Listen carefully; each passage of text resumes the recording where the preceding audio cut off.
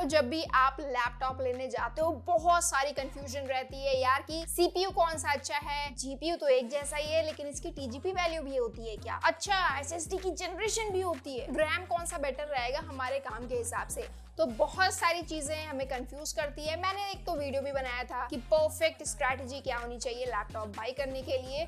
इस वीडियो में मैं बताऊंगी कि किस रेंज में कौन सा लैपटॉप आपके लिए बेस्ट होगा, चाहे आप स्टूडेंट हो, क्रिएटर हो या फिर गेमर हो। शुरू करते हैं 30,000 के अंदर से। एंड ज्यादा रिकमेंडेशन नहीं है मेरी, क्योंकि आपको इंटेल सेलेरॉन एंड क्रोमबुक को अवॉइड करना है, वो सब किसी काम के नहीं होते हैं। तो एक लैपटॉप है Acer Aspire light 12th Gen i3 1215U के साथ आता है। इंटीग्रेटेड जीपीयू मिलेगा Intel UHD, 8GB RAM DDR4 के साथ आता है एंड ये एक्सपेंडेबल भी है 32GB तक। 512GB SSD के साथ आता है, वो भी NVMe वाली, SATA वाली नहीं। SATA SSD जो है स्लो होती है NVMe से, एंड ये भी एक्सपेंडेबल है अप टू 1TB। अब इसकी जो कमी है वो इसकी डिस्प्ले क्वालिटी बहुत ज्यादा टॉप नॉच नहीं है, 15.6 इंच जितना लैपटॉप है। और इसमें आपको माइक्रोसॉफ्ट ऑफिस नहीं मिलेगा, तो वो आपको जुगाड़ लगाना पड़ेगा। बैटरी सो है, मतलब ऑलमोस्ट आपको 4 आवर 5 आवर मिल जाती है। अब सीपीयू की नेमिंग में लास्ट में देखे होगे कि यू लेटर है, यू और पी जब देखोगे तो वो बैटरी ओरिएंटेड लैपटॉप्स होते हैं। एंड इंटेल और AMD दोनों को मिला के बात की जाए तो H, HX, HS, HK ये सब जो होते हैं, ये होते हैं परफॉर्मेंस ओरिएंटेड लैपटॉप्स, जिनकी बैटरी ज्यादा नहीं चलेगी लेकिन परफॉर्मेंस अच्छी मिलेगी। अब आते हैं 35,000 की प्राइस पॉइंट पे एंड दो लैपटॉप्स जो हैं अटेंशन सीकर्स हैं। पहला है HP 15S 12th Gen i3 1215U के साथ आता है, लेकिन साथ में आपको माइक्रोसॉफ्ट ऑफिस का सपोर्ट भी मिलेगा। और दूसरा लैपटॉप है Lenovo IdeaPad Slim 1। इस लैपटॉप में भी आपको MS ऑफिस का सपोर्ट मिलता है। 2024 में अगर आप लैपटॉप ले रहे हो तो इंटेल की सीरीज में आप 12th जनरेशन के नीचे मत जाना, और AMD Ryzen की बात करें तो 7th सीरीज के नीचे मत जाना। अब ये जो AMD वाला लैपटॉप मैंने बोला है वो 5th सीरीज का है, कॉम्प्रोमाइज करना पड़ रहा है। एंड HP और Lenovo इन दोनों ही लैपटॉप्स का जो CPU है वो HP का थोड़ा बेटर है।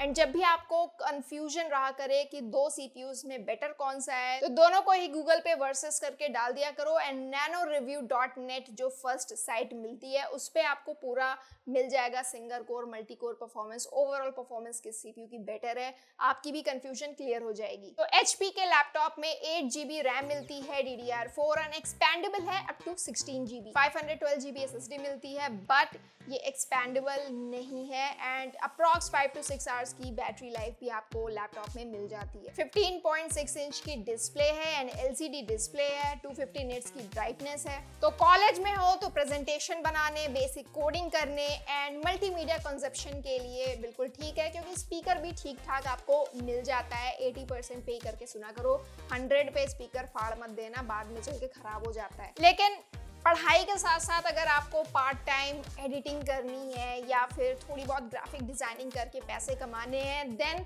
आपको थोड़ा और बेटर लैपटॉप लेना पड़ेगा एंड 40,000 के ऊपर जाना पड़ेगा। 40,000 से 50,000 के बीच में मेरी दो ही रिकमेंडेशन है। सबसे पहली MSI Modern 14 एंड इसके दो वेरिएंट्स आते हैं, i5 13th Gen and i7 12th Gen। CPU के मामले में i5 13th Gen थोड़ा बेटर है, लेकिन डिसएडवांटेज ये है कि एक्सपेंडेबल रैम नहीं मिलेगी, 8GB तक की रैम मिलेगी, लेकिन i7 वाले में आपको 16GB तक की एक्सपेंडेबल रैम मिलेगी। इंटीग्रेटेड GPU मिलता है, मतलब Intel Iris Xe। Intel Iris Xe actually में Intel UHD से ज़्यादा बेटर होता है, कोडिंग वगैरह करने के लिए भी बेटर ऑप्शन है ये। हल्की फुल्की गेमिंग झेल लेगा लो सेटिंग पे, लेकिन यार प्रोसेसर की थोड़ी इज्जत करना सीखनी चाहिए। तो MSI Modern 14 आपको 44-45,000 के आसपास मिल सकता है एंड 50,000 के आसपास आता है Asus VivoBook 15। अब ये आता है i5 12th Gen के साथ, लेकिन ये परफॉर्मेंस ओरिएंटेड लैपटॉप है एंड इस पे आप कोडिंग भी कर सकते हो, एडिटिंग भी थोड़ी कर सकते हो, गेमिंग भी थोड़ी कर सकते हो। इसमें भी आपको इंटीग्रेटेड GPU ही मिलेगा Intel Iris Xe। तो इसमें 16GB की रैम मिलती है DDR4 वाली एंड एक्सपेंडेबल है up to 24GB। Backlight keyboard मिल जाएगा, 15.6 इंच की डिस्प्ले है, लेकिन जो इसकी स्पीकर क्वालिटी है वो कुछ ज्यादा खास नहीं है। अगर आप एक कॉलेज स्टूडेंट हो, पढ़ना है, थोड़ा बहुत कमाने के लिए इस तरह के सॉफ्टवेयर यूज करने हैं, देन आप ये लैपटॉप को प्रेफर कर सकते हो। एंड आई थिंक अगर आपको बस पढ़ाई ही करनी है तो इससे ज़्यादा बढ़ने की ज़रूरत नहीं है कॉलेज के ड्यूरेशन में। अगर आप एक ऑफिस पर्सन हो, पोर्टेबिलिटी के पॉइंट ऑफ व्यू से एक लैपटॉप चाहिए जिसपे प्रेजेंटेशन भी अच्छी बन जाए, कोडिंग भी हो जाए एंड पोर्टेबल भी काफ़ी रहे। सैमसंग गैलेक्सी बुक 2 एक बहुत अच्छा ऑप्शन है भाई। डिस्काउंट वगैरह लगा के 60,000 के आसपास ये लैपटॉप मिलता है। i7 12th जेन के साथ आता है, 1255U इंटीग्रेटेड जीपीयू मिलेगी, Intel Iris Xe 16 GB RAM के साथ आता है, लेकिन यार ये एक्सपेंडेबल नहीं है। बट 1512 GB NVMe SSD के साथ आता है और ये 1 TB तक एक्सपेंडेबल है। अब इस पूरे लैपटॉप में एक कमी है कि स्पीकर क्वालिटी उतनी अच्छी नहीं है, लेकिन जो डिस्प्ले है वो अच्छी है एंड ऑफिस वालों के लिए एक बेस्ट लैपटॉप है ये। बट अगर आप इसमें इंटरेस्टेड नहीं हो देन एक और लैपटॉप है, Acer Swift Go i5 13th जेन के साथ आता है। Intel Evo सर्टिफाइड लैपटॉप है, मतलब Intel Evo सर्टिफिकेशन के लिए जितने भी प्री रिक्वायरमेंट्स होने चाहिए वो सब आपको इस लैपटॉप में मिलते हैं। ट्विन एयर कूलिंग तो यार सैमसंग में भी थी, इसमें भी है। ऊपर से OLED डिस्प्ले है तो मल्टीमीडिया कंजम्पशन के लिए अच्छा है, कोडिंग वगैरह भी आराम से कर सकते हो। लेकिन अगर आप एक ग्राफिक डिजाइनर हो तो थोड़ा अवॉइड कर सकते हो OLED डिस्प्लेस को, क्योंकि स्क्रीन बर्न इन इशू आगे चल के आ सकता है एंड थोड़ा गेमिंग वगैरह भी आप कर सकते हो लो सेटिंग पे। ऑलराइट, लेकिन अगर आप एक अच्छी खासी डिसेंट गेमिंग करना चाहते हो तो आपके लिए इंपॉर्टेंट है कि GPU अच्छा होना चाहिए। एंड अगर आप एक अच्छी खासी एडिटिंग करना चाहते हो, फुल टाइम क्रिएटर हो और इस रेंज में चाहते हो लैपटॉप, देन आपके लिए CPU भी बहुत इंपॉर्टेंट है। एडिटिंग करते टाइम जब आप लेयर्स ऐड करते हो देन उसकी प्रोसेसिंग के लिए CPU का तगड़ा होना ज़रूरी है एंड जब आप रेंडरिंग करते हो उस टाइम पे GPU की इंपॉर्टेंस होती है। तो हमें CPU भी चाहिए, हमें GPU भी चाहिए और इस प्राइस रेंज में आपको RTX 2050 GPU ही मिलता है और ये दे रहा है Asus VivoBook 16X। i5 12th जेन के साथ आता है, 12500H एंड इसके GPU में भाई NVIDIA DLSS, रे ट्रेसिंग सब मिल जाएगा भाई एंड 4GB VRAM भी मिल जाएगी। 50 वॉट का आउटपुट ये ले पाएगा अगर आप चार्जिंग में लगा के गेमिंग करने वाले हो। थोड़े दुख की बात है यार कि सब अच्छा जा रहा था लेकिन 16GB की जो रैम है वो एक्सपेंडेबल नहीं है। तो ये लैपटॉप तो यार आपको गेमिंग और एडिटिंग करा देगा एंड 60,000 के अंदर भी है, लेकिन इसका एक और वेरिएंट आता है जिसमें RTX 3050 मिलता है, बाकी CPU वगैरह सेम है एंड ये आपको 63,000 के आसपास मिल जाता है। ऑलराइट, तो अब चलते हैं 60,000 से लेके 80,000 के बीच में। सबसे पहला पॉइंट, इस रेंज में अगर आपको एक ऑफिस लैपटॉप चाहिए जिसकी पोर्टेबिलिटी अच्छी खासी हो, लाइट वेट हो, कोडिंग वगैरह हो जाए, प्रेजेंटेशन वगैरह हो जाए एंड गेम वगैरह से आपको कोई मतलब नहीं है, देन मैकबुक एयर M1 आपके लिए एक अच्छा ऑप्शन है। 8GB रैम मिलती है जो 16GB तक एक्सपेंडेबल है, 256GB की SSD मिलती है जो 2TB तक एक्सपेंडेबल है। सच बताऊं ना तो सबसे बेस्ट बात है इसकी कि बैटरी बहुत लंबी चलती है, मतलब 12 आवर्स की बैटरी आपको इजीली मिल सकती है। और एक और बात है यार, इसकी जो स्पीकर क्वालिटी है वो भी मुझे अच्छी लगती है, डिस्प्ले क्वालिटी भी बिल्कुल टॉप नॉच है। कोई भी कंटेंट आप लैपटॉप पे देखो आपको अच्छा ही लगेगा एंड यार हल्की फुल्की एडिटिंग ये लैपटॉप भी हैंडल कर सकता है। बट अगर आपको सीरियस गेमिंग करनी है, AAA टाइटल वाले गेम्स खेलने हैं, इस प्राइस रेंज में आपको RTX 4050 आराम से मिल सकता है और एक बढ़िया लैपटॉप है Acer Nitro V 13th Gen i5 CPU के साथ आता है, 16GB DDR5 रैम के साथ आता है जो कि अपग्रेडेबल है 32GB तक एंड जो इसकी डेडिकेटेड GPU है जैसा कि मैंने बताया RTX 4050 एंड मैक्सिमम आउटपुट ये पावर लगा के 57 वॉट तक का दे सकता है। अगर आप ऐसे पर्सन हो जो 3D मॉडलिंग वगैरह में इंटरेस्टेड है, आफ्टर इफेक्ट्स जैसे सॉफ्टवेयर का बहुत ही हाई यूज करता है, देन एक और बहुत अच्छा ऑप्शन है MSI Cyborg 15 और मैं ऐसा इसलिए कह रही हूँ क्योंकि इसकी जो 16GB की रैम है वो एक्सपेंडेबल है अप टू 64GB रैम और 3D मॉडलिंग वगैरह वालों के लिए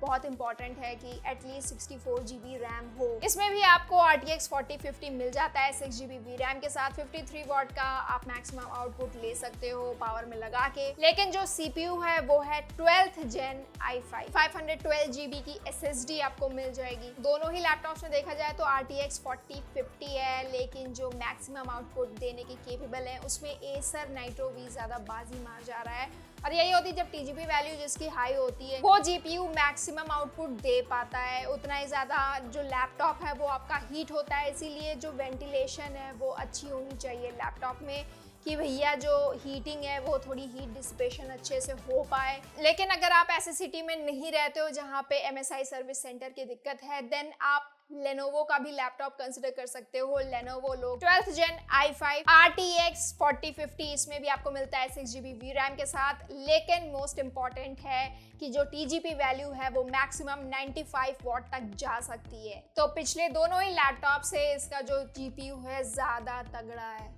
IPS डिस्प्ले 144 हर्ट्ज की मिल जाएगी, 350 निट्स की ब्राइटनेस भी मिल जाएगी एंड 512GB की SSD जो 1 TB तक एक्सपेंडेबल है। फिंगरप्रिंट रिकॉग्निशन के साथ आता है, 100% DCI P3 के साथ आता है। मतलब कलर एडिटिंग वगैरह करना हो तो जो कलर कैलिब्रेशन है डिस्प्ले का वो अच्छा है, रियलिस्टिक है। और अब चलते हैं हम लोग 1 लाख से ऊपर के लैपटॉप की तरफ, क्योंकि ना तो हमें गेमिंग से कॉम्प्रोमाइज करना है ना तो हमें एडिटिंग से कॉम्प्रोमाइज करना है। बढ़िया CPU भी चाहिए, बढ़िया GPU भी चाहिए। देन बहुत ही बढ़िया अगेन लेनोवो का ही लैपटॉप है, लेनोवो लोग 13th Gen i7 13650HX और इसमें जो GPU है वो है RTX 4060 8GB VRAM के साथ आता है एंड जो इसकी मैक्स TGP है वो 115 वॉट तक जा सकती है। इसमें आपको मिलेगी 24GB की DDR5 RAM जो मैक्सिमम एक्सपेंडेबल है 32GB तक एंड जो 512GB की SSD है वो 1 TB तक एक्सपेंडेबल है। 15.6 इंच की जो डिस्प्ले है वो भी काफी सही है, 300 निट्स की ब्राइटनेस मिल जाएगी। इससे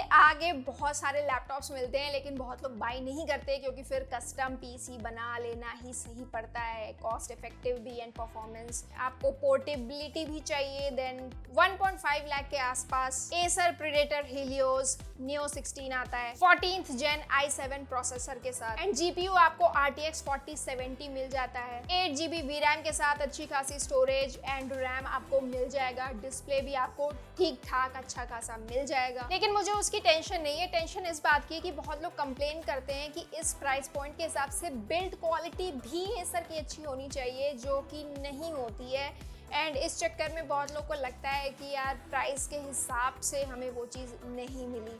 देन इसमें पैसे लगाने हो देन आपकी मर्जी। वैसे इसके ऊपर भी आपको जाना हो, अगर आप एक क्रिएटर हो, बहुत ट्रैवल करते हो, एडिटिंग वगैरह करनी है on the go, MSI creator की बहुत सीरीज आती है, आप उसको कंसिडर कर सकते हो क्योंकि MSI लैपटॉप्स की जो बिल्ड क्वालिटी है वो भी अच्छी होती है एंड परफॉर्मेंस तो MSI देता ही है, बस हाँ बैटरी आपको नहीं मिलती है। नाउ इस पूरी रिकमेंडेशन में आपने नोटिस किया होगा कि मैंने इन्फिनिक्स का कोई लैपटॉप सजेस्ट नहीं किया है, जबकि इन्फिनिक्स ऐसा ब्रांड है जो कम प्राइस में बहुत ही बढ़िया फीचर देता है जो कोई दूसरा ब्रांड नहीं दे रहा है। यही तो बात है यार। अभी आप खरीद लोगे लेकिन मैं इस बात की गारंटी नहीं दे सकती कि जो सर कुछ खराबी आई लैपटॉप में एंड देन आप सर्विस सेंटर जाओगे तो पता नहीं आपका कैसा एक्सपीरियंस रहा है, उनके पास स्पेयर पार्ट्स होंगे कि नहीं होंगे, स्पेयर पार्ट्स हैं तो उसकी प्राइसिंग क्या होगी, ये सब चीज़ें मैटर करती हैं। और इसीलिए आप ही के पीस ऑफ माइंड के लिए मैंने इन्फिनिक्स के कोई भी लैपटॉप सजेस्ट नहीं किए। लेकिन अगर आपको लगते हैं कि मैंने बहुत ही वर्दी लैपटॉप्स को मिस आउट कर दिया है इस लिस्ट में, देन आप सजेशन दे सकते हो कमेंट में। एंड प्राइस जो है लैपटॉप्स की बहुत ज़्यादा फ्लक्चुएट करती है, इसीलिए आपको प्राइस ट्रैकर वगैरह का भी यूज़ करना चाहिए। एंड अगर आप एक लैपटॉप खरीदने वाले हो, थोड़ा रुक सकते हो तो सेल के टाइम में खरीदना, BBD सेल वगैरह आएगी। तो ये थे मेरे रिकमेंडेशंस और इस तरह के वीडियोज़ मैं लाती रहूँगी यार, तो सपोर्ट करना बनता है, इसीलिए सब्सक्राइब कर देना। वैसे मैं हूँ सृष्टि, आप देख रहे हो टकीला टी, जहाँ आपको मिलते हैं unbiased reviews and interesting tech explainers और ऐसे ही इंटरेस्टिंग वीडियो में हम लोग मिलेंगे next time. Till then bye bye.